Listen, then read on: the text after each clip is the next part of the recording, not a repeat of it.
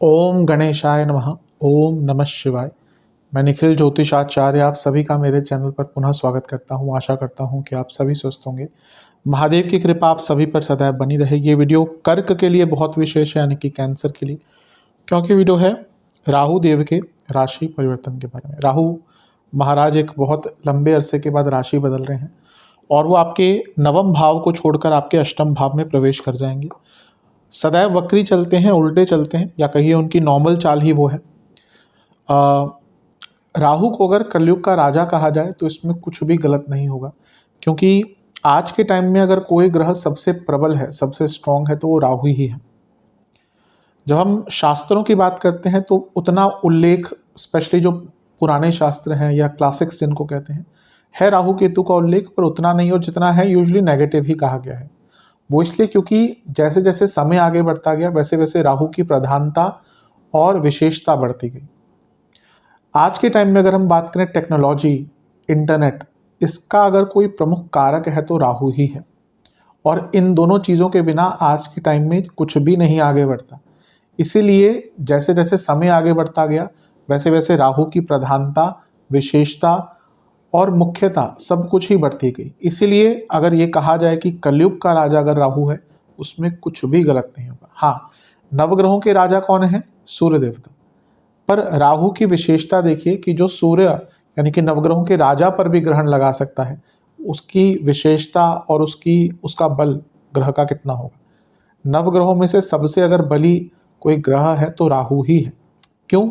जैसा मैंने कहा ना, क्योंकि वो ग्रहों के राजा पर ग्रहण लगा सकता है, इसलिए बहुत इंपॉर्टेंट ग्रह है राहु। केवल नेगेटिव व्याख्यान करना राहु का कि वो नेगेटिव ग्रह है, असुर ग्रह है, ये गलत है। जैसे मैंने कहा ना कि आज के टाइम में राहु के बिना तेज गति से सफलता पाना बहुत मुश्किल है। मैं ये नहीं कहता कि राहु का साथ नहीं है तो सफलता नहीं मिलती, मिलती है, लेकिन उतनी गति नहीं होती। लेकिन जब राहु साथ में आ जाते हैं तो वो गति रातों रात आपका जीवन बदल सकती है। राहु अनकन्वेंशनल है, राहु अलग प्रकार के ग्रह है। क्यों? क्योंकि वो असुर है।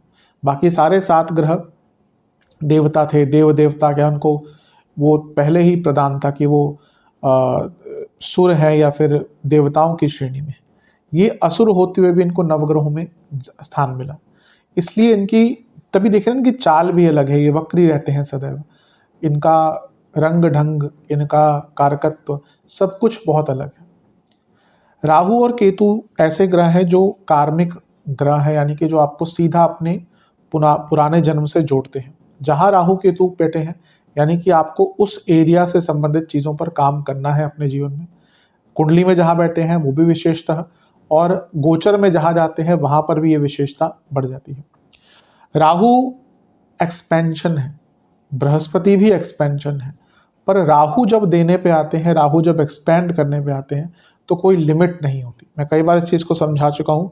राहु एक लिमिटलेस ग्रह है, क्योंकि वो कोई फिजिकल एंटिटी नहीं है। राहु और केतु ये कोई भी फिजिकल एंटिटी नहीं है, पर फिर भी इनका प्रभाव है। कुछ विद्वान लोग जो ज्योतिष के बारे में कुछ नहीं जानते पर अपनी बात रखने इस तरह से रखने से सब कुछ पता है। कभी कभी कमेंट बॉक्स में पढ़ता हूँ कि राहु केतु तो प्लैनेट ही नहीं है, इनको क्यों आप प्लैनेट्स बोलते हैं। क्योंकि प्लैनेट जो शब्द है और जो हम ज्योतिष में या संस्कृत में ग्रह का उपयोग करते हैं, दोनों में फ़र्क है। जो इंग्लिश में प्लैनेट है वो अपने उसके हिसाब से वो चीज़ सही है, पर जब हम ग्रह की बात कर रहे हैं तो ग्रह मतलब जो चीज़ ग्रसित करती है, ग्रहित करती है, प्रभाव डालती है। उस हिसाब से तो सूर्य और चंद्रमा को भी स्थान नहीं मिलना चाहिए, क्योंकि सूर्य एक स्टार है और चंद्रमा एक सैटेलाइट है। पर जो हमारे ऋषि मुनि थे जिन्होंने ज्योतिष के बारे में विद्या ग्रहित की, उसको आगे बढ़ाया, उन्होंने हमेशा ही राहु केतु को छाया ग्रह कहा गया। उनको भी पता था कि वो कोई फिजिकल एंटिटी नहीं है, पर ग्रह से मतलब ये है कि जो चीज़ प्रभाव डालती है, इसीलिए राहु को भी ग्रह की उपाधि दी गई है और बहुत इम्पॉर्टेंट एक ग्रह बनते हैं।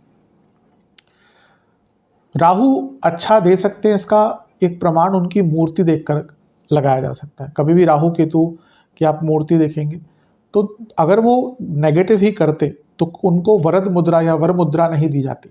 आप कभी भी राहु देवता की मूर्ति देखेंगे तो अन्य ग्रहों की तरह उनके हाथों में भी कुछ है, पाश है, कुछ है, लेकिन एक हाथ से वो वर मुद्रा दिए कुछ ना कुछ आपको आशीर्वाद दे रहे हैं। और मेटलिस्टिक चीज़ों के लिए तो राहु से अच्छा कोई ग्रह है ही नहीं। रातों रात कोई ग्रह अगर आपको नीचे से ऊपर लेकर जा सकता है वो राहु ही है। हाँ, कभी कभी ये भी देखा जाता है कि जो ऊपर से भी रातों रात नीचे लेके आता है वो भी ग्रह राहु है। राहु बहुत जल्दी फेम देता है, बहुत जल्दी पैसा देता है, पर कभी कभी या यूजुअली वो चीज़ें सस्टेन करना मुश्किल हो जाता है।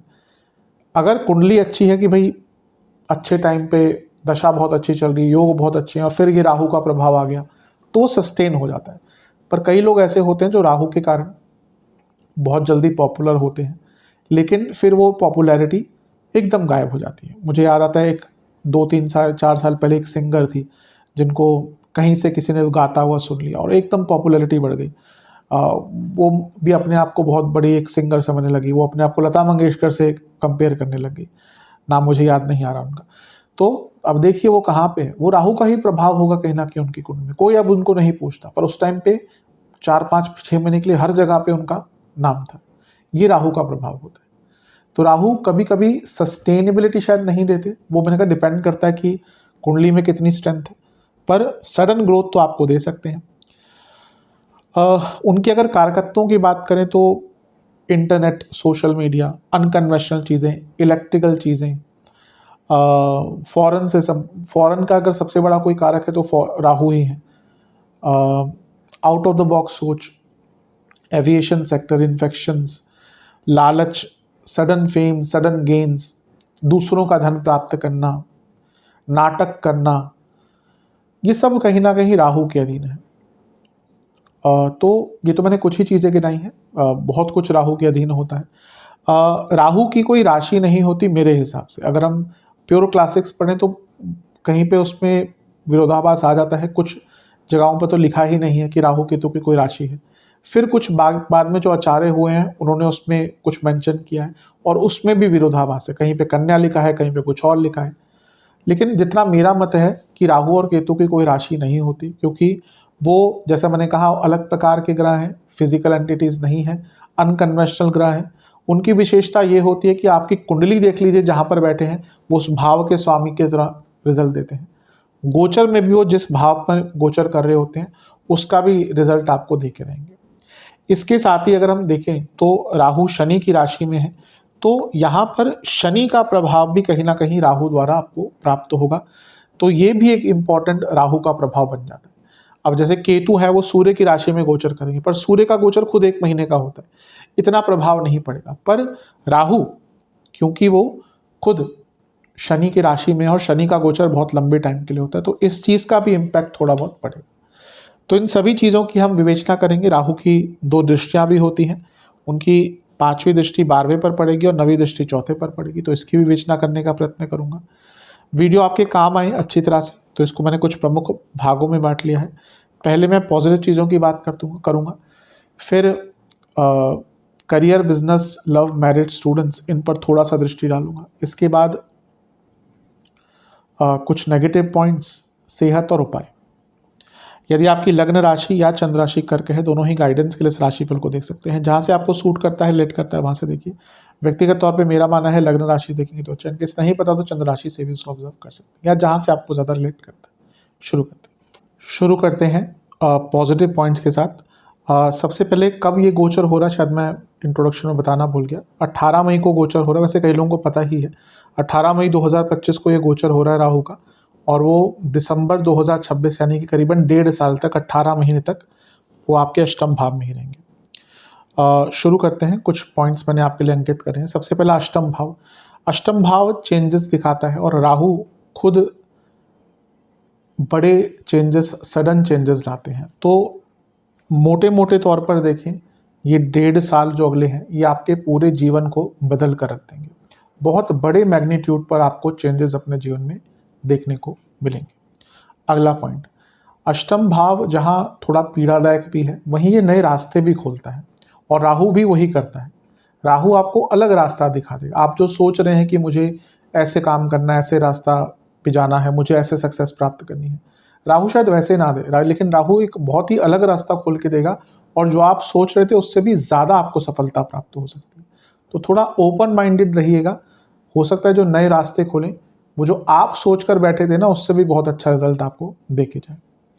तीसरा पॉइंट, अष्टम 12वें, मैं हमेशा बताता हूँ, इनमें अगर कोई बड़ा ग्रह आता है ना, तो पूरे जीवन का एक रूपांतरण हो जाता है, पूरा जीवन बदलना शुरू हो जाता है।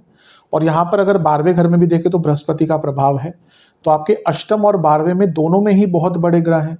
तो ये एक लाइफ साइकिल का एंड हो रहा है और एक नई लाइफ साइकिल का स्टार्ट हो रहा है, यानी एक नया जीवन चक्र आपका स्टार्ट होगा, जहाँ पे आप बहुत चीज़ें, बहुत खामियां जो अपनी पूरी नहीं कर पा रहे थे, नहीं निकल पा रहे थे, उनसे निकलकर अपने जीवन को एक नया रास्ता, अपने जीवन का एक नया काल चक्र शुरू कर पाएंगे। कभी कभी बदलाव के लिए हमें मौके ही नहीं मिलते या हम खुद ही नहीं बदल पाते।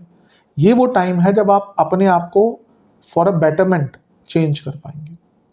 चौथा पॉइंट, रिसर्च। अब केतु यूजुअली रिसर्च के ग्रह हैं। राहु अष्टम में आकर किस चीज़ की रिसर्च करवाएंगे? पहला तो वो आत्ममंथन करवाएंगे। अष्टम के राहु ना एक रियलिटी चेक देते हैं कि भाई तुम कहाँ डोल रहे हो। कभी कभी कर्क वाले जातक में बताता हूँ, एक बहुत हारमोनियस लोग होते हैं, बहुत पीपल प्लीजर होते हैं, पर बहुत लेड बैक भी हो जाते हैं। ये एक रियलिटी चेक देंगे कि भाई बहुत चीज़ें अभी और भी ठीक करनी है।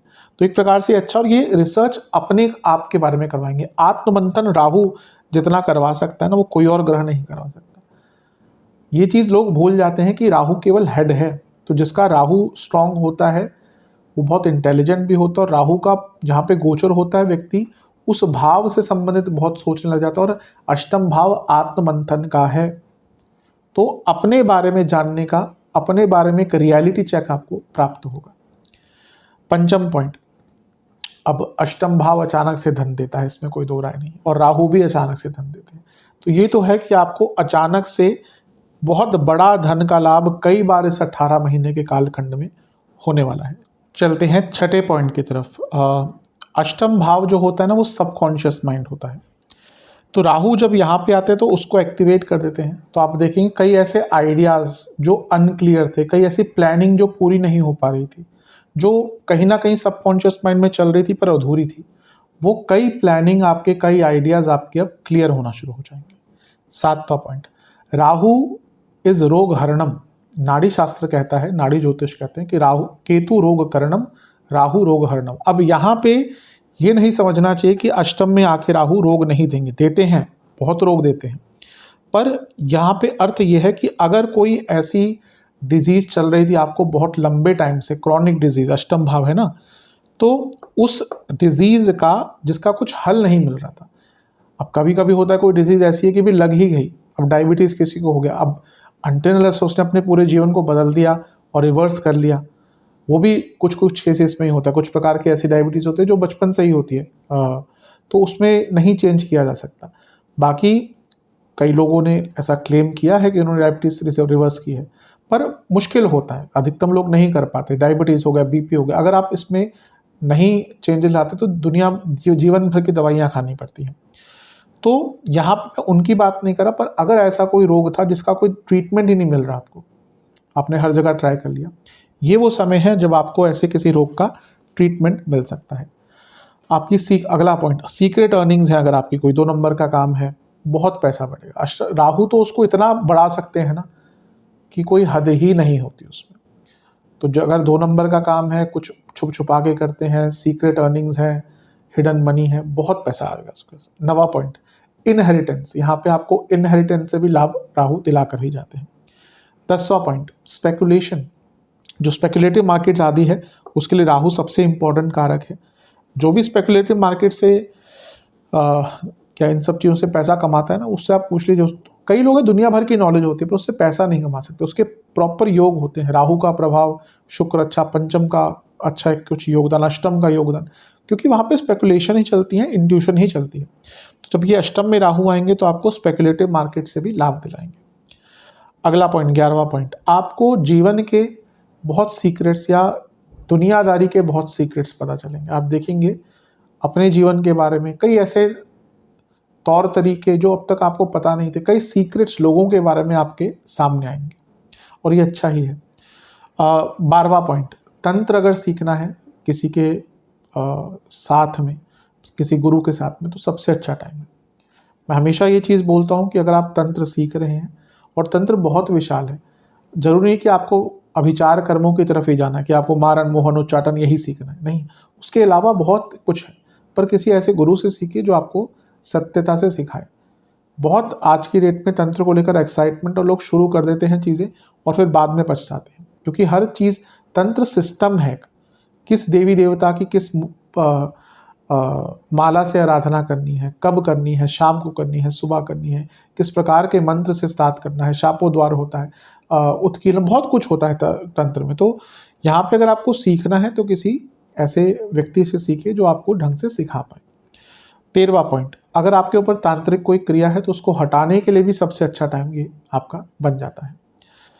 14वां पॉइंट, इंट्यूशन पावर बहुत अच्छी रहेगी। आप देखेंगे इंट्यूटिव पावर, इंट्यूशन पावर इतनी अच्छी रहेगी, आपने उसका 10% भी अपने जीवन में लाभ उठा लिया ना, कहाँ से कहाँ पहुँच सकते हैं। 15वां पॉइंट, साइकिक एबिलिटी, कि पहले ही कुछ पूर्वाभास हो जाना, कुछ समझ जाना।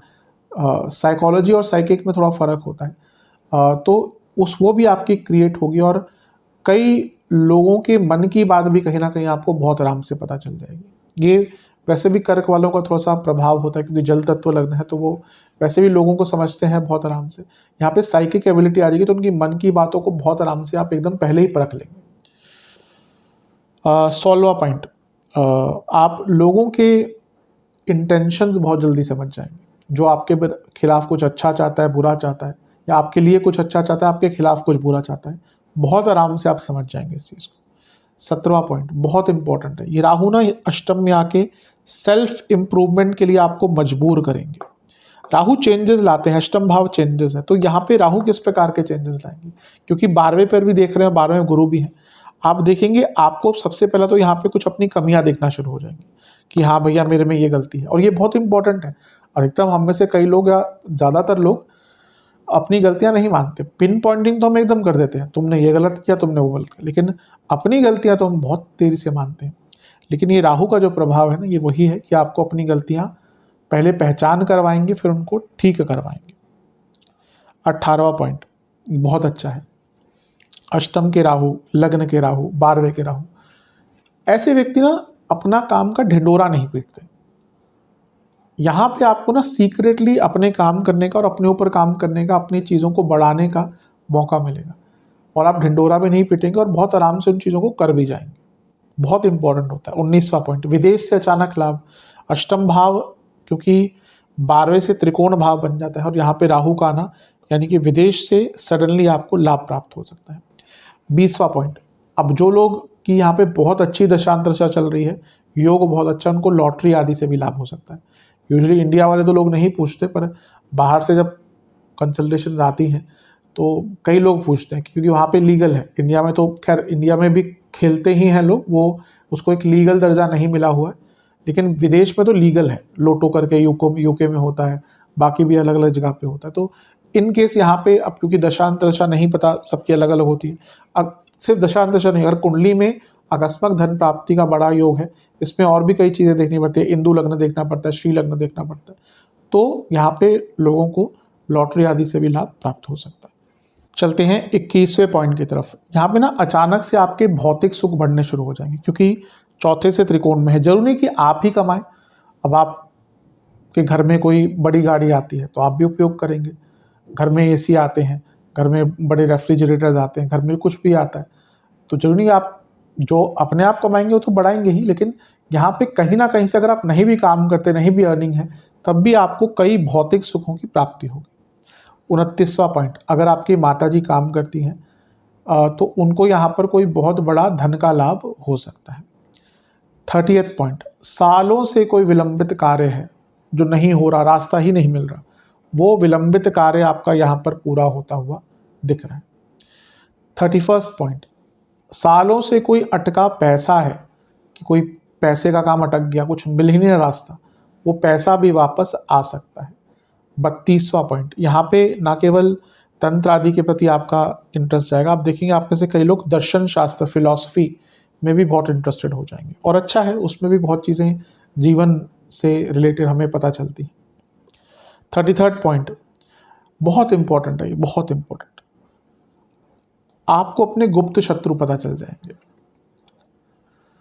कई बार ऐसा होता है कि हमें लगता है कोई व्यक्ति हमारा अच्छा चाहता है और हम उस पर बहुत ट्रस्ट करते हैं, फिर उसके बारे में कुछ ऐसी चीज़ पता चलती है ना कि हमारा एकदम ट्रस्ट ही टूट जाता है लोगों से, ह्यूमैनिटी से। ये वो टाइम है, आपके सामने कई ऐसे लोगों का चेहरा आएगा और उससे अवश्य एक आघात भी आपको लग सकता है, पर ये अच्छा है क्योंकि एटलीस्ट आपको पता चल गया कौन मेरे बारे में क्या सोचता है और कौन मेरे बारे में अच्छा नहीं सोचता। 34वां पॉइंट, कई शास्त्रों ने लिखा कि यहाँ पे गद्दी प्राप्त होती है। अर्थ क्या? जो आप, अगर आपकी फैमिली की कोई लेगेसी है, भाई कोई फैमिली बिजनेस है, तो यूजुअली क्या होता है बिजनेस में, वो generation to generation carry forward होता है। तो यहाँ पे कोई लेगेसी है आपकी, क्या जिसको हम कहते हैं गद्दी ट्रांसफ़र करना, तो हो सकता है अगर वो टाइम आ गया है कि भाई आपके पेरेंट्स की एज हो चुकी है, वो चाहते हैं कि वह नई जनरेशन संभालें, या अगर आप ही पेरेंट्स, आप चाहते हैं अपने बच्चों को दें, अगर आप बच्चे हैं, आपके पेरेंट्स कुछ काम करते हैं बड़ा, वो आप चाहते हैं कि आपको प्राप्त हो जाए। तो ये जो 1.5 साल का पीरियड है, ये इस प्रकार की जो ट्रांसफॉर्मेशंस है उसके लिए बहुत ज़्यादा अच्छा दिख रहा है। तो यहाँ पे आपको अपने जीवन में ट्रांसफॉर्मेशन लाने का बहुत अच्छा अवसर एक प्राप्त होने वाला है। चलते हैं 35वें पॉइंट की तरफ। यहाँ पे ये राहु एक अच्छी विशेषता ये भी होती है कि अगर आपकी कोई फाइनेंशियल प्रॉब्लम आ रही है, अब ऐसा तो नहीं कि सारे कर्क वालों के साथ अच्छा ही होगा या बुरा ही होगा, क्योंकि जो सामान्य राशिफल होते हैं उसमें दशा अंतर्दशा कुंडली कैसी है हमें नहीं पता होता। मैं कई बार बताता हूँ कि जो राशिफल होते हैं वो गाइडेंस के लिए होते हैं, वो ऐसा नहीं कि आपकी कुंडली का ही विवेचन है या विश्लेषण है। अब कई लोगों के साथ हो सकता है फाइनेंशियल कोई ट्रबल भी आ रहा हो। राहु की विशेषता ये होती है अष्टम में कि आपको फाइनेंशियल हेल्प मिल जाएगी। सपोज आपको पैसा चाहिए, अब आप चाहते हैं कि भाई बैंक से लोन लेना जाए तो भाई इतना बड़ा इंटरेस्ट देना पड़ेगा, हो सकता है आपको कोई फ्रेंड ही ऑफर कर दे। आप किसी से मांगे तो कभी कभी होता है कि फ्रेंड बोलता है ठीक है मुझे इतना मत दे, मुझे तो 2% इंटरेस्ट पे दे दे या कम पे दे दे। क्या कई लोग तो फ्रेंड्स होते हैं वो नहीं भी लेते, रिश्तेदार होते हैं नहीं भी लेते। तो अगर आपको कहीं पर थोड़ी फाइनेंशियल अप्स एंड डाउन्स आ गए तो उसमें फाइनेंशियल हेल्प भी आपको प्राप्त होगी। 36वां पॉइंट, ये ना एक प्रकार से आपके पूरे जो सोचने का तरीका है वो बदलने वाला है, साइकोलॉजिकल शिफ्ट होगा यहाँ पर। ये राहु ना आपको रियलाइज कराएंगे कि आपने क्या क्या खोया है या क्या क्या नहीं पाया है, और ये भी सही टाइम पर पता चल जाना बहुत अनिवार्य होता है। कभी कभी हम अनभिज्ञ होते हैं, हमें पता ही नहीं होता हमें क्या चाहिए या हमें और क्या क्या प्राप्त करना है या क्या क्या कर सकते हैं। ये राहु यहाँ पर आपको रियलाइज कराएंगे कि हाँ भाई आपको ये भी और चीज़ें प्राप्त करनी है और कर भी सकते हैं, और ये सही टाइम पे रियलाइजेशन बहुत इंपॉर्टेंट होती है। 37वां पॉइंट, लर्निड, आप बहुत कुछ सीख पाएंगे। अष्टम भाव ऐसे ज्ञान का है जो साधारण नहीं है, इसलिए जो भी विद्याएं हैं ना वो अष्टम भाव में है। ज्योतिष हो गया, तंत्र हो गया, मंत्र हो गए, आयुर्वेद हो गया, ये सब अष्टम भाव से ही है। तो यहाँ पे बहुत कुछ सीख पाएंगे, एक लर्नड व्यक्ति बन पाएंगे।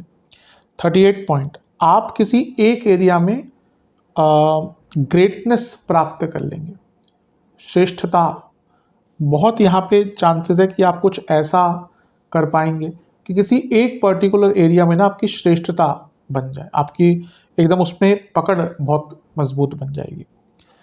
39 पॉइंट, ये आपके जीवन को एलिवेट करने के लिए एक योग बनता है। आप देखेंगे आप अपने जीवन के स्तर को अलग लेवल पर यहाँ पर पहुँचा पाएंगे। बहुत इंपॉर्टेंट है ये भी। कभी कभी होता है हमें एक रास्ता नहीं मिलता, हम चाहते हैं कि हम इम्प्रूवमेंट करें, प्रोग्रेस करें, पर रास्ता नहीं मिलता।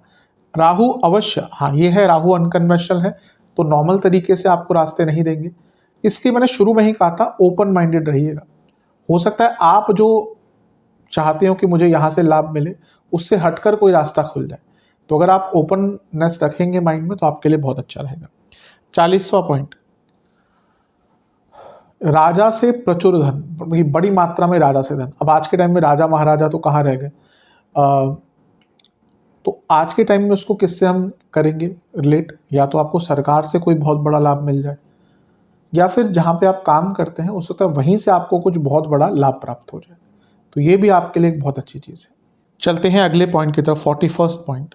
राहु जो है वो सप्तम से दूसरे में है। ये दो चीज़ें साफ अंकित कर रहा है कि बिजनेस में बहुत बड़ा लाभ होगा, क्योंकि सप्तम का धन स्थान बन गया, और आपके पति या पत्नी अगर काम करते हैं उनको बहुत लाभ प्राप्त होगा। राहु जो है वो 10वें से 11वें में है। अभी थोड़ी देर पहले मैंने कहा करियर में बहुत बड़े धन का अचानक से लाभ होगा। हो सकता है इंसेंटिव के रूप में आपको कुछ मिल जाए। आज के टाइम में कई कंपनीज अपने एम्प्लॉयज़ को शेयर्स देती है, स्टॉक्स देती है, उससे लाभ हो सकता है। 43rd पॉइंट, अगला पॉइंट, राहु जो है वो 11वें से 10वें में है। ये पहला तो विदेश से कोई बड़ा लाभ दिखाता है, विदेश संबंधित कामों में सफलता दिलाता है, और अचानक से आपका कोई नया सोर्स ऑफ इनकम खुल सकता है और अटका हुआ धन भी वापस आ सकता है, क्योंकि 11वां भाव है ना, अष्टम का इसमें एक योगदान आ गया। 45वां पॉइंट, राहु जो है वो पंचम से चौथे में है। ये सडन एक प्रकार से स्पेकुलेटिव मार्केट से गेन्स दिखाता है, और आपको ये जो सारी चीज़ें हैं स्पेकुलेटिव मार्केट वो समझ भी आ जाएगी। यानी अगर आप इन सब एरियाज़ में कुछ इन्वेस्ट करना चाहते हैं तो उसके लिए भी बहुत अच्छा मौका है। अगला पॉइंट, राहु चौथे से पंचम में है। ये दिखाता है कि सडन प्रॉपर्टी का लाभ, पैतृक संपत्ति भी हो सकती है, और जैसा मैंने एक बार पहले ही बताया कि घर में लग्जरीज आएंगी, घर में भौतिक सुख अच्छे लेवल का बढ़ने वाला है। अगला पॉइंट, राहु जो है वो तीसरे भाव से छठे भाव में है। ये आपकी रिस्क टेकिंग एबिलिटी दिखाता है। आप यहाँ पे ना वो रिस्क ले पाएंगे, अपने कंफर्ट जोन से निकल पाएंगे, और जो मैं कई बार कहता हूँ कर्क के लिए बहुत अनिवार्य होता है। अगला पॉइंट, राहु दूसरे भाव से सप्तम में है। ये इन्वेस्टमेंट से लाभ दिखाता है। आपको कई बार इन्वेस्टमेंट से लाभ यहाँ पर प्राप्त हो सकता है। कई बार मतलब कि जो आपने इन्वेस्टमेंट करके रखी थी ऑलरेडी, उससे लाभ प्राप्त होगा। अगला पॉइंट, राहु 12वें से त्रिकोण में यानी कि नवम में है। ये दिखाता है जो लोग विदेश में हैं उनको बहुत लाभ मिलेगा, उनका भाग्य चमकेगा। आपको अगर आप इंडिया में भी है तो विदेश से लाभ मिलेगा। विदेश के कार्य जो हैं आपके वो अटकेंगे। वीज़ा अटक गया था, वीज़ा नहीं लग रहा था, पेपर नहीं बन रहे थे आपके, या कुछ और प्रॉब्लम चल रही थी, वो काम आपके हो पाएंगे। 51st पॉइंट, राहु जो है वो छठे से तीसरे में है। ये जीवन की कई बड़ी प्रॉब्लम्स को सॉल्व करने का योग बन जाता है। आप देखेंगे अपने आप ही आपको आइडिया शुरू हो जाएंगे आना कि आपके जीवन की जो बड़ी बड़ी जटिल समस्याएं हैं उनका आप निवारण ढूंढ लेंगे।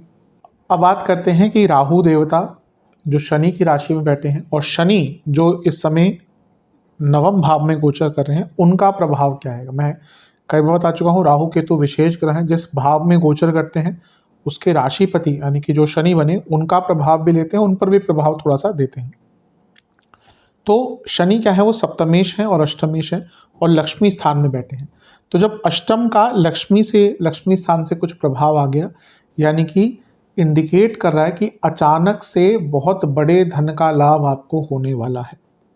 दूसरा, सप्तमेश शनि जो भाग्य स्थान में बैठे हैं, और इस शनि पर भी राहु का प्रभाव है जो अष्टम में बैठे हैं और सप्तम से दूसरे के स्वामी हैं। अगर आप बिजनेस करते हैं तो बिजनेस में बहुत बड़े लाभ होंगे, और अगर आप बिजनेस स्टार्ट भी करना चाहते हैं तो उसमें भी बहुत बड़ा लाभ होगा। और ये अष्टम और नवम का कॉम्बिनेशन, ये एक प्रकार से आध्यात्मिक जर्नी इंटरनली और फिजिकली भी, यानी कि अचानक से अगले 1.5 साल में कई बड़े तीर्थ स्थलों का दर्शन करने को मिलेगा आपको, क्योंकि अष्टम भाव और राहु का प्रभाव आ गया। तो बहुत सारी चीज़ें ये अनप्लैंड होंगी, अचानक से मौके मिलेंगे, लेकिन ये बहुत अच्छा है। और इस प्रकार से जो शनि और राहु का योग बन रहा है, ये फिर से मैं कहूँगा कि आपको अलग प्रकार से सफलता दिलाएंगे। मैं तीसरी बार बोल रहा हूँ, अपने माइंड को ओपन अप रखिएगा, रिजिड मत रहिएगा, फ्लेक्सिबल रहिएगा, हर चीज़ को एनालाइज कीजिएगा। जरूरी नहीं कि कोई चीज़ आपके एकदम स्वरूप में नहीं है, जैसा आप चाहते हैं तो आपके लिए अच्छी नहीं हो सकती। तो जितना ओपन माइंडेड अगले 18 महीने में रहेंगे उतना आपके लिए अच्छा रहेगा। अब राहु देवता की दृष्टियों की बात कर लेते हैं। राहु देवता की 2 दृष्टियां हैं, पंचम और नवम। एक पड़ेगी 12वें पे, एक पड़ेगी चौथे पे। सबसे पहले 12वें पर उनकी जो दृष्टि है ये बहुत अच्छी है, उनका एक कारकत्व स्थान माना जाता है। तो विदेश से बहुत लाभ मिलेगा, विदेश संबंधित चीज़ों में बहुत लाभ मिलेगा। ये जो 12वां भाव है ये भी गुप्त धन का होता है। तो अष्टम का प्रभाव आ रहा है, राहु का प्रभाव आ रहा है, शनि जो मैंने कहा राहु पर इम्पैक्ट डालेंगे, तो शनि लक्ष्मी स्थान में, भाग्य स्थान में है, राहु अष्टम में है। तो भाग्य पूरा साथ देगा लक्ष्मी प्राप्त करने के लिए। किस प्रकार की, जो गुप्त लक्ष्मी होती है, यानी कि हिडन सोर्स, 2 नंबर का काम, अलग से हट के काम, इन सब में बहुत लाभ होने वाला है। राहु का प्रभाव 12वें घर पे पूरे व्यक्तित्व में अनकन्वेंशनलिटी दिखाते हैं। आप अलग प्रकार से अपने रास्ते पर चल पाएंगे, अपने प्लान्स, अपने एम्स तक पहुंच पाएंगे, ये भी बहुत विशेष है। और एक प्रकार से जैसे मैंने कहा 8वां और 12वां घर ये पूरे जीवन का रूपांतरण करने वाला होता है। तो जब राहु का प्रभाव 12वें पे आ रहा है तो ये पूरे जीवन का की रूपरेखा आपकी बदलने वाला है, और फॉर अ बेटरमेंट। मैंने कहा ना, आप जो बदलाव नहीं ला पा रहे थे ना, यहाँ पे आपको बदलाव लाने का अवसर प्राप्त होगा। कोई रास्ता ही नहीं और बचेगा, आपको बदलाव लाना ही पड़ेगा। बल्कि क्योंकि जो 12वां भाव है दूसरे से भी 11वां भाव है और अष्टम का प्रभाव है। इन्वेस्टमेंट से लाभ, पैतृक संपत्ति से लाभ और अचानक से बहुत बड़े धन का लाभ इंडिकेट यहाँ से हो रहा है। तो 12वें घर पर जो इम्पैक्ट है राहु का, बहुत अच्छा रिजल्ट है। एक प्रकार से क्योंकि विदेश के भाव और राहु का संबंध आ गया, जो लॉन्ग टर्म के लिए विदेश जाना चाह रहे थे या उनको बहुत सालों से नहीं मौका मिल रहा था, उनके लिए बहुत नए रास्ते यहाँ पर खुलने वाले हैं, इसमें कोई दो राय है ही नहीं। राहु का एक प्रभाव 4थे घर पर, प्रॉपर्टी एक्सपेंड। हो सकता है कि आपकी कोई पैतृक संपत्ति हो सकता है 1.5 साल में आपका कोई इसका केस खत्म हो जाए, आपने वो बेची और यहाँ से आपने 2 प्रॉपर्टी नहीं खरीद ली, या अदरवाइज भी आप क्योंकि वो 4थे घर को देख रहे हैं और बृहस्पति भी देख रहे हैं, तो आपकी जो प्रॉपर्टी है, फिक्स्ड एसेट्स है, उनको बढ़ाने का बहुत मौका मिलेगा। घर में लग्जरीज आएंगी, घर में पैसा आएगा, घर में सुख संपत्ति आएगी। 4थे घर पर प्रभाव राहु का, सपरिवार विदेश घूमने जाने का मौका मिलेगा। 12वें और 4थे पर राहु का प्रभाव, अचानक से सपरिवार तीर्थस्थलों के दर्शन करवाएंगे। मैं कई बार बताता हूँ, राहु गंगा स्नान करवाते हैं।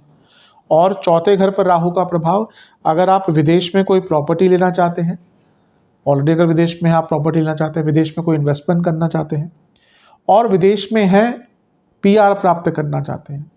अब खैर पीआर में क्या हो गया ना कि अब जैसे यूएसए में अभी बहुत चीज़ें बदल गई हैं, तो वो चीज़ें भी देखनी पड़ती है। कई कंट्रीज़ का तो है कि भाई फिक्स्ड है कि भाई इतने साल बिता लो, इतना पॉइंट कर लो, हो जाएगा।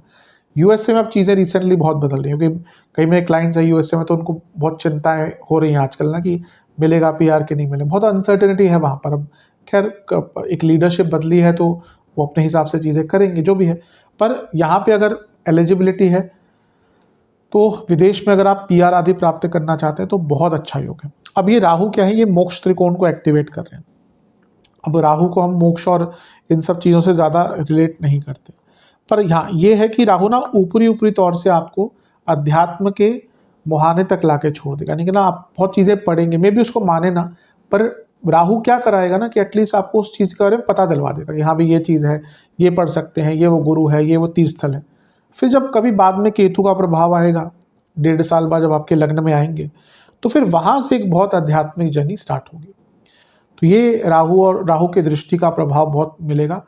4थे घर पर राहु क्योंकि इमोशंस का भाव है और माइंड को भी एक प्रकार से कंट्रोल करता है, तो आपकी जो सोच है, सोचने का तरीका है, बहुत विशाल हो जाएगा। घर वालों के लिए कुछ बहुत बड़ा कर पाएंगे।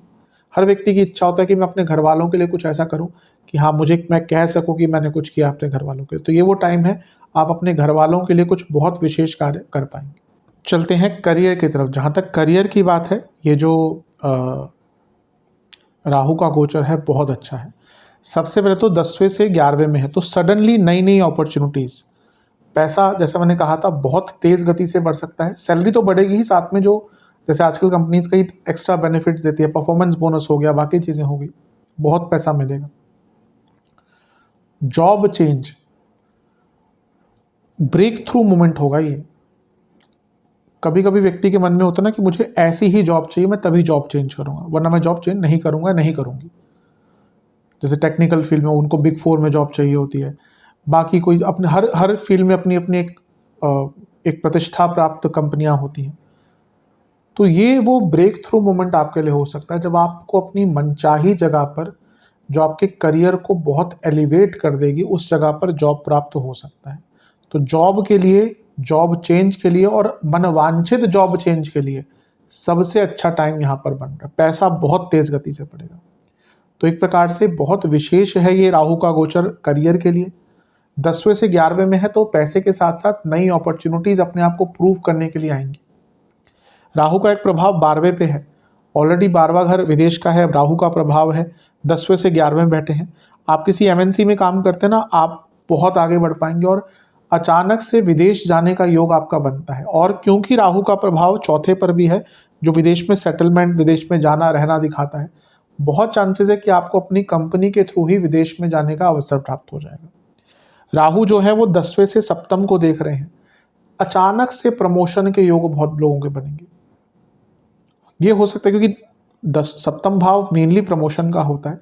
हो सकता है अब अगर दशांतर अच्छा है तो बहुत अच्छे स्तर पर भी प्रमोशन होगा, पर यहाँ पे हो सकता है कि मे बी बहुत सिग्निफिकेंट प्रमोशन ना हो, पैसा तो बढ़ेगा, पर ऐसा प्रमोशन हो सकता है जो आपके रोल को थोड़ा सा डाइवर्ट करके मॉडिफाई करके आपको एक नया रास्ता दे सकता है।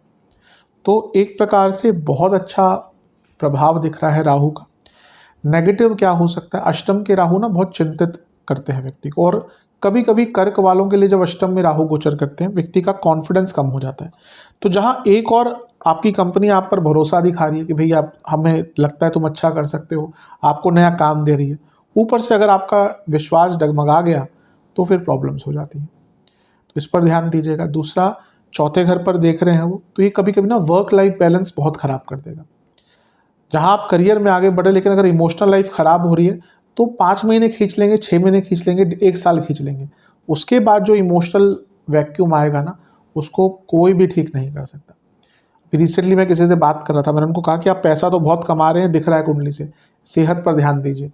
फिर उन्होंने कहा कि हाँ मुझे भी लग रहा है ऐसा, बहुत प्रॉब्लम सी आ रही थी। तो मैंने कहा वो प्रॉब्लम आ नहीं रही, वो आएगी। तो कभी कभी हम इन सब चीज़ों में इतना डूब जाते हैं ना, जब फिर बाकी चीज़ें, पर्सनल लाइफ, हेल्थ, वो जब खोती है तब पता चलता है। तो यहाँ पे एक वर्क लाइफ बैलेंस बना कर रखिएगा। कौन कौन से एरियाज मोटे मोटे तौर पर राइज करेंगे? फाइनेंस, इंश्योरेंस संबंधित आप कुछ करते हैं, टेक्निकल फील्ड में कुछ भी है, इलेक्ट्रिकल फील्ड में है, आप इलेक्ट्रिकल इंजीनियर है, सिविल इंजीनियर है, डिटेक्टिव एजेंसी में काम करते हैं आप, एविएशन में है, एआई से संबंधित कुछ कार्य करते हैं आप विदेश संबंधित कुछ भी करते हैं, एविएशन इंडस्ट्री में है, इमिग्रेशन इंडस्ट्री में है, माइनिंग इंडस्ट्री में है, आप केमिकल मिनरल से जुड़ा कुछ भी कार्य करते हैं, धातुओं से जुड़ा कुछ भी कार्य करते हैं, आप रियल एस्टेट सेक्टर में हैं, आप एज अ प्रमोटर आप किसी कंपनी में काम करते हैं, मार्केटिंग एजेंसी में हैं आप, इवेंट मैनेजमेंट में हैं आप, इन सारी ही एरियाज में आपको बहुत ज़्यादा अच्छा कार्य करने का अवसर मिलेगा। इवन अगर आप एक कोई टीचिंग फील्ड में कुछ रिसर्च बेस पढ़ाते हैं, उनको भी बहुत लाभ प्राप्त होगा। अगर आप इंटरनेट संबंधित ही किसी फील्ड में हैं, उनको बहुत लाभ प्राप्त होगा।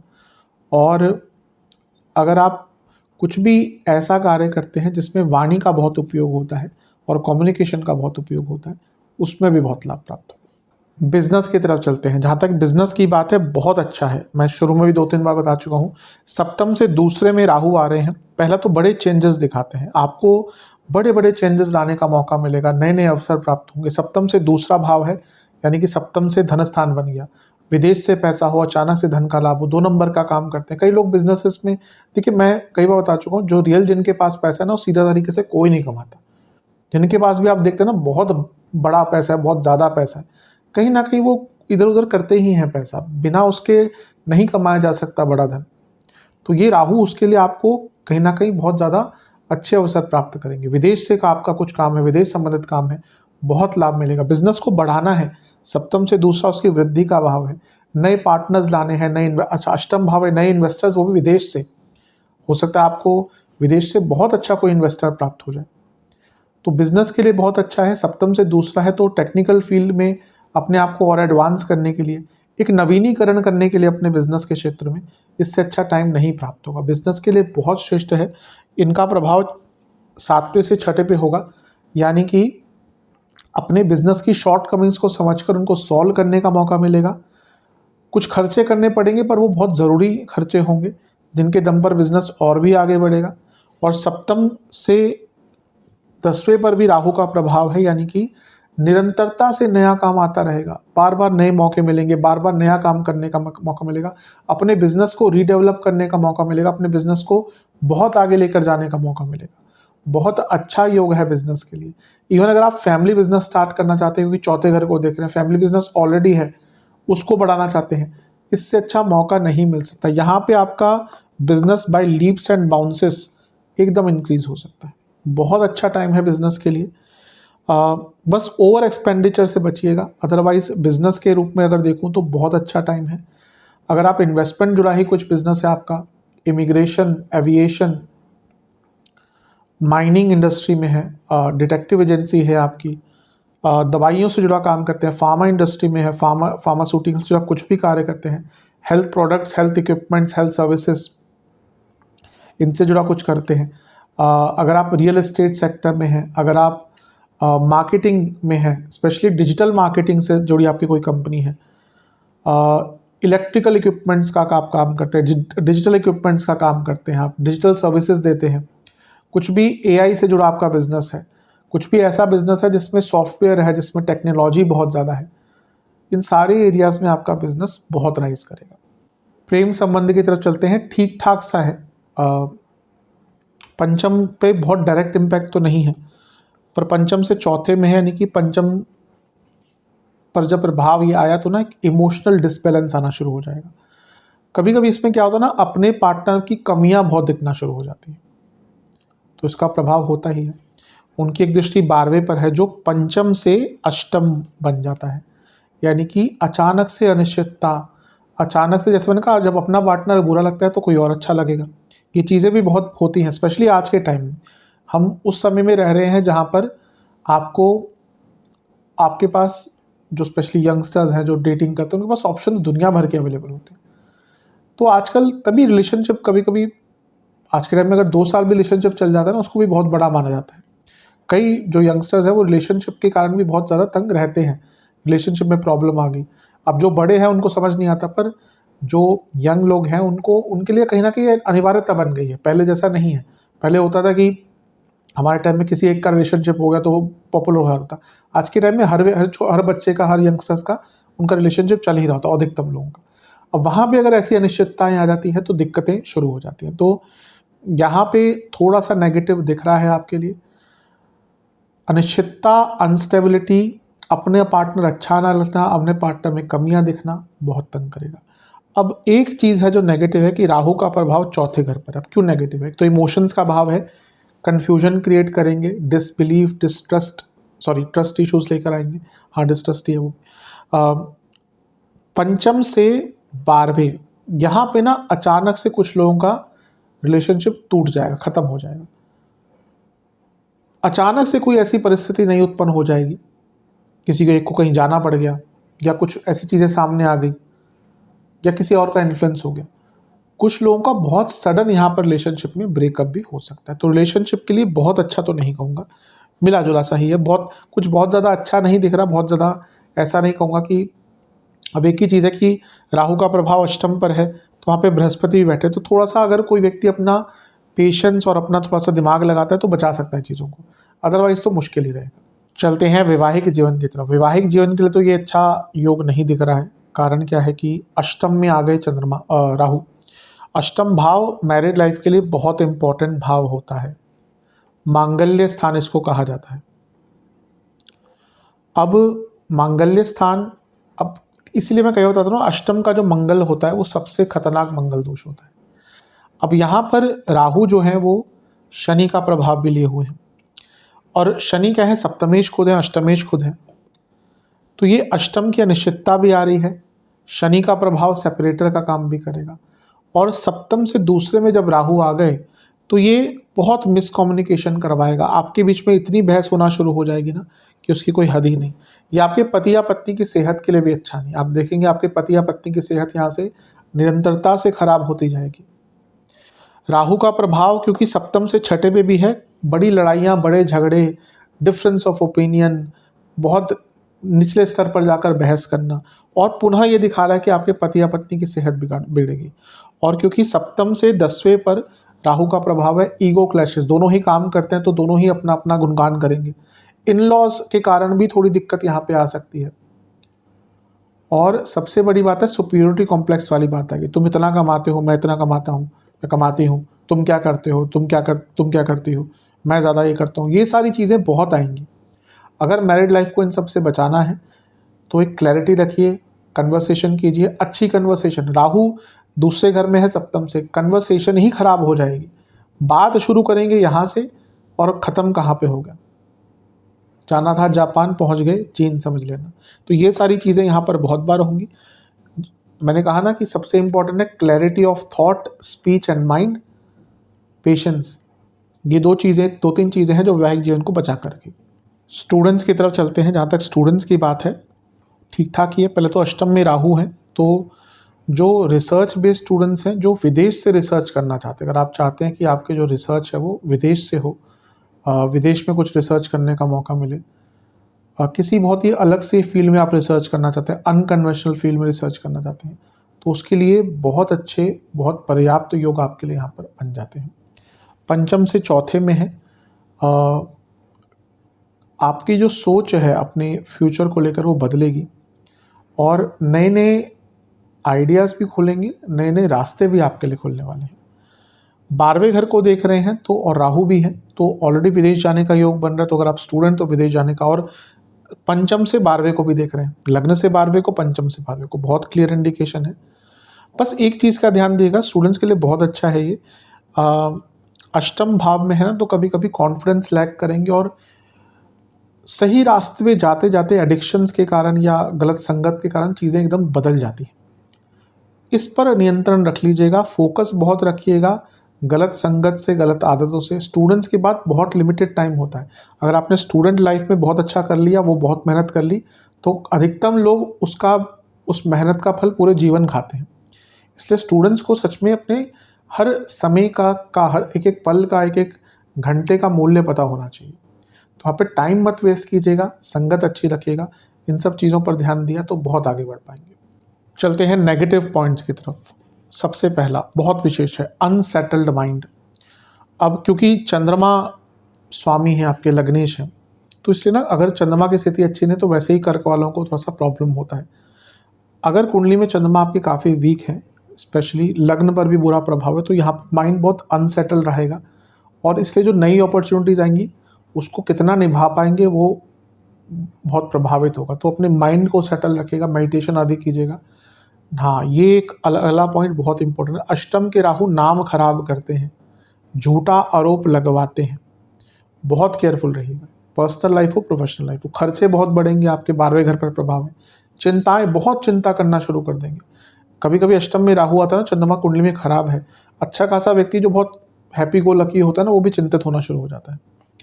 अगला पॉइंट, पिताजी की तबीयत के लिए थोड़ा नेगेटिव होता है ये। नवम से 12वें स्थान में राहु है, तो उनको हेल्थ इश्यूज आ सकते हैं, ध्यान दीजिएगा। एंग्जाइटी और ओवर थिंकिंग हद से ज़्यादा बढ़ने वाली है और अवश्य ये चीज़ें हमारे जीवन में बहुत बाधाएं उत्पन्न करती हैं।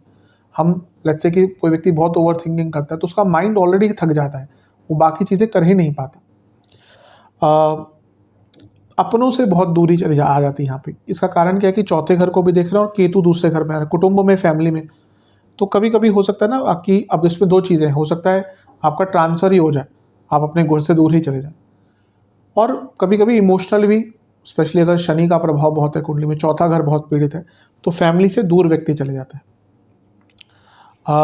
भाग्य का बहुत साथ नहीं मिलता क्योंकि नवम से 12वें में है, तो कभी कभी जब आपको सच में भाग्य की आवश्यकता होगी ना कि भाई यहाँ पे तो लक ही चाहिए, वहाँ पे उतना साथ नहीं मिलेगा। बहुत उतावलापन रहा करेगा। अगला पॉइंट है, आप किसी चीज़ को बहुत उतावले हो जाएंगे। एक्साइटमेंट शायद इसका सही शब्द नहीं होगा, पर पता नहीं इंग्लिश में क्या कहेंगे उतावले को, पर उतावले, बहुत एक उतावलापन आपके अंदर बहुत ज़्यादा आ जाएगा। कुछ लोग बहुत डेस्परेट हो जाएंगे जॉब चेंज करने के चक्कर में, और कुछ ऐसी जॉब एक्सेप्ट कर लेंगे जो आगे चलकर उनको तंग करेगी। इस पर भी बहुत ध्यान दीजिएगा। आलस्य, अष्टम के राहु बहुत आलसी बना देते हैं। उस व्यक्ति को पता है कि मैं ये काम कर लूँगा तो मुझे सफलता मिल जाएगी, लेकिन वो व्यक्ति वो भी काम कभी कभी ढंग से नहीं करता। इसका ध्यान दीजिएगा। घर से दूर जाने का योग बनता है। अचानक कुछ संकट आ जाते हैं व्यक्ति के जीवन में जो बिल्कुल अनएक्सप्लेन्ड होते हैं, तो इस पर भी बहुत ज़्यादा ध्यान रखिएगा। कुछ नई उलझनें आ जाती हैं जिनके लिए बिल्कुल भी प्रिपेयर्ड नहीं होता व्यक्ति। जब राहु अचानक से नए रास्ते खोलेंगे ना, तो ये भी प्रभाव लेकर आएंगे, क्योंकि ये दोनों ही चीज़ें अष्टम भाव से जुड़ी। सेहत की तरफ चलते हैं। अष्टम के राहु स्किन डिसऑर्डर्स बहुत देते हैं, प्राइवेट पार्ट से जुड़ी प्रॉब्लम बहुत देंगे, गुप्त रोग देते हैं, प्रोस्टेट की प्रॉब्लम पुरुषों में, महिलाओं में यूट्रस की प्रॉब्लम, डायबिटीज़ के बहुत बड़े कारक अष्टम के राहु बन जाते हैं। रक्त दोष कोई होता है, रक्त विकार कोई होता है, बड़ी जो आंत होती है बिग इंटेस्टाइन, वहाँ से जुड़ी कोई प्रॉब्लम आती है। स्लीप डिसऑर्डर्स बहुत तंग करेंगे, अपनी स्लीप को नियमित रखिएगा। कोई हेरिडिटरी प्रॉब्लम है या आपके परिवार में कोई बड़ा रोग है, वो यहाँ पे डेवलप होते हैं। जो सेक्सुअली ट्रांसमिटेड डिजीज़ होती है, एसटीडी, तो जो लोग बहुत ज़्यादा एक्टिव रहते हैं उनको थोड़ा सा यहाँ पे केयरफुल रहना चाहिए। मेटाबॉलिक डिसऑर्डर्स तंग करते हैं। आइज़ की प्रॉब्लम बहुत तंग करती है, स्पेशली आपको लेफ्ट आई की प्रॉब्लम, लेफ्ट आई से इवन लेफ्ट साइड के जो आपके दांत होते हैं वहाँ पे कोई कैविटी, वहाँ पे कोई रूट कैनाल कराना पड़ सकता है। इन्फेक्शंस बहुत रहेंगे, प्राइवेट पार्ट हो गया, अदरवाइज हो गए, इन्फेक्शंस बहुत तंग करेंगे। बड़े रोग बहुत आते हैं यहाँ पे, बड़े रोग जो सच में खतरनाक रोग होते हैं वो यहाँ पे पनपते हैं, थोड़ा सा केयरफुल रहेगा।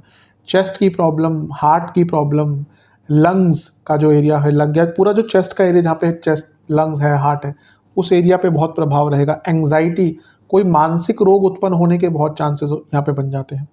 कफ की प्रधानता रहेगी बॉडी में, कफ वैसे भी कारक है, जो कफ कारक लग्न है तो कफ बढ़ेगा। और कभी कभी यहाँ पे बॉडी में बहुत वीकनेस आ जाती है, अनएक्सप्लेन्ड, कि आप खा भी सब कुछ रहे हैं, ब्लड टेस्ट भी करा रहे हैं, सब कुछ ठीक आ रहा है, ना आयरन कम है ना कुछ कम है, फिर भी बॉडी हमेशा बहुत थकावट सी महसूस करेगी। इसकी वजह कभी कभी मेंटल इशू हो सकता है, कभी कभी व्यक्ति मेंटली ठीक नहीं है ना, तो उसको सब कुछ ठीक होते भी उसको हमेशा एनर्जी वो लैक करेगा, तो डॉक्टर से थोड़ा सा कंसल्ट कर लीजिएगा। उपाय की बात करते हैं। 5 उपाय हैं, कब कब कितनी बार करना है बताता चलूँगा। कब से स्टार्ट कर सकते हैं, जब से वीडियो देखें उसके बाद जब भी वो दिन आए जो मैं बताऊँगा वहाँ से कर सकते हैं। जो लोग विदेश में हैं, अगर आप ऐसी जगह रहते हैं जहाँ पे सब कुछ अवेलेबल है, कर सकते हैं। नहीं रहते ऐसी जगह पे तो इंडिया में किसी को बोलकर अपने नाम से करवा सकते हैं। सबसे पहला उपाय, ये आपको 3 अमावस्या करना है। दुर्गा जी के मंदिर जाना है, एक जटा वाला नारियल, उस पर काली डोरी बांधनी है, काजल का तिलक लगाना है और दुर्गा मंदिर में चढ़ा के आना है। वहाँ बैठ के दुर्गा चालीसा का 4 बार पाठ करना है। 3 अमावस्या इसको करना है। अगला उपाय, ये आपको 3 मंगलवार करना है। स्कंद देवता यानी कि कार्तिक जी की पूजा करनी है। 3 मंगलवार उनका दूध से अभिषेक करके, पुष्प अर्पण करके, कोई भी एक मंत्र है उनका, ओम ब्रह्म देवाय नमः, इसका आपको 108 बार जाप करना है। ओम ब्रह्म देवाय नमः, ब्रह्मदेव से बना ओम ब्रह्म देवाय नमः उनका नाम है कि इसको 3 मंगलवार करना है। अगला उपाय, आपको 1 अमावस्या करना है। काली माता के मंदिर में एक 4 मुखी सरसों के तेल का दिया जला के आना है, जिसमें पीली सरसों, काली सरसों और कुछ लौंग के दाने हो, बस जलाकर वहाँ से वापस आ जाइए। चौथा उपाय, ये आपको एक ही बार करना है, किसी भी दिन कर सकते हैं, किसी भी ओल्ड एज होम में, वृद्धाश्रम में कुछ दान कीजिए। और अगला उपाय, ये आपको 4 पूर्णिमा करना है। आपको महादेव का पंचामृत, पहले पंचामृत बनाइएगा, उसमें थोड़ा सा गुलाब जल डालिएगा, इस द्रव्य से महादेव का अभिषेक करना है। बेलपत्र अर्पण करने हैं और 2 प्रकार की मिठाई और 2 प्रकार के फल का भोग लगाना है। और महादेव का एक मंत्र है, ओम भुजंग भूषणाय नमः, जिन्होंने भुजंग को भूषण के प्रकार से पहना हुआ है, ओम भुजंग भूषणाय नमः, इस मंत्र का 108 बार जाप करना है। ये उपाय कर लेंगे, अवश्य आपको बहुत लाभ मिलेंगे। आशा करता हूँ कि वीडियो काम आएगी। चैनल पर नए हैं, सब्सक्राइब कीजिए, वीडियो को लाइक कीजिए। मिलता हूँ अगली वीडियो में, तब तक के लिए ओम नमः शिवाय।